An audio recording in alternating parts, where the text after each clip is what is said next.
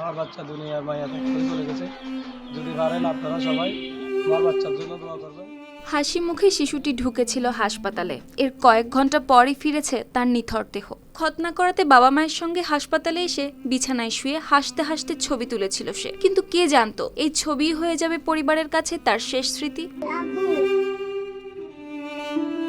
ঘটনাটি ঘটেছে চট্টগ্রাম নগরীর বহদ্দারহাট এলাকায় অবস্থিত সেফ আইডিয়াল হেলথ কেয়ার হাসপাতালে।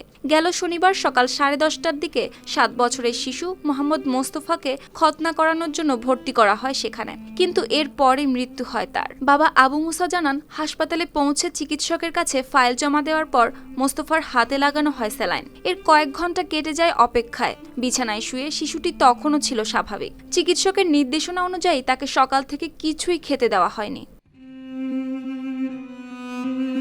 বেলা 3:30টার দিকে শিশুটিকে নেওয়া হয় সার্জারি কক্ষে। এরপর কি ঘটেছিল সে বিষয়ে পরিবারকে স্পষ্ট কোনো ব্যাখ্যা দেয়নি হাসপাতাল কর্তৃপক্ষ। কিন্তু আধ ঘন্টার অপারেশন 3 ঘন্টা সময় লাগিয়ে সন্ধ্যা 6টার দিকে তারা জানায় শিশুটিকে দ্রুত নিতে হবে চট্টগ্রাম মেডিকেল কলেজ হাসপাতালে। এই কথা শোনার সাথে সাথে অ্যাম্বুলেন্সে নেওয়ার সময় ছেলের শরীরে হাত রেখে আবু মুসা বুঝতে পারেন পরিস্থিতি ভয়াবহ। অচেতন ছেলের শরীর ছিল বরফের মতো ঠান্ডা, পা দুটোও গিয়েছিল বেঁকে। তার অভিযোগ, অতিমাত্রায় অ্যানেস্থেসিয়ার কারণে ততক্ষণে মৃত্যু হয়েছিল তার সন্তানের।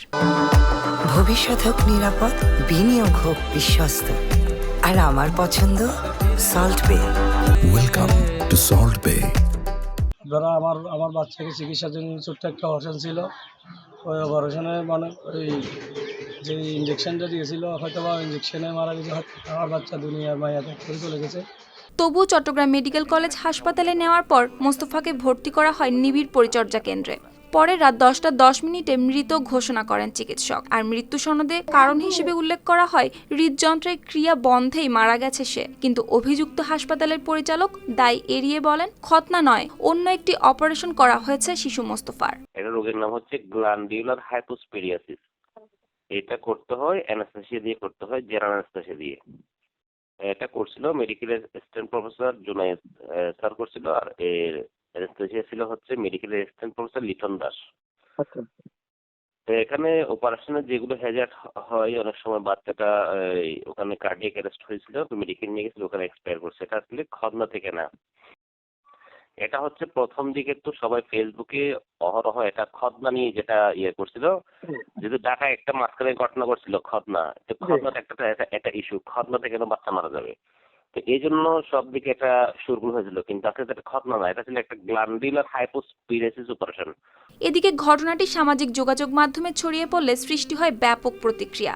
এর পরিপ্রেক্ষিতে জেলা সিভিল সার্জন কার্যালয় গঠন করেছে 5 সদস্যের একটি তদন্ত কমিটি। কমিটিকে 7 কর্মদিবসের মধ্যে জমা দিতে বলা হয়েছে তদন্ত প্রতিবেদন। News desk, RTV।